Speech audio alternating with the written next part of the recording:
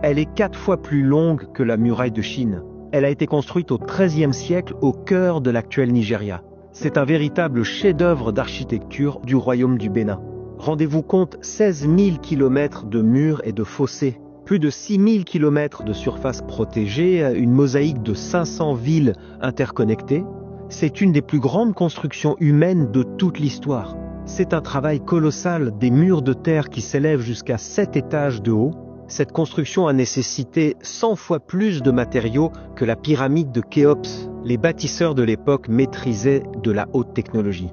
En 1691, un capitaine portugais a décrit la cité de Benin City et ses murailles, et voilà ce qu'il écrit.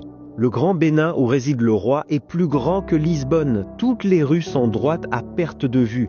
Les maisons sont grandes, notamment celle du roi, laquelle est richement décorée et dotée de fines colonnes. La ville est riche et industrieuse. Elle est si bien gouvernée que le vol est inconnu et les gens vivent dans une telle sécurité qu'ils n'ont pas de porte à leur maison.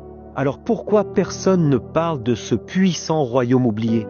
Eh bien parce que cette muraille a été dévastée par les Britanniques en 1897.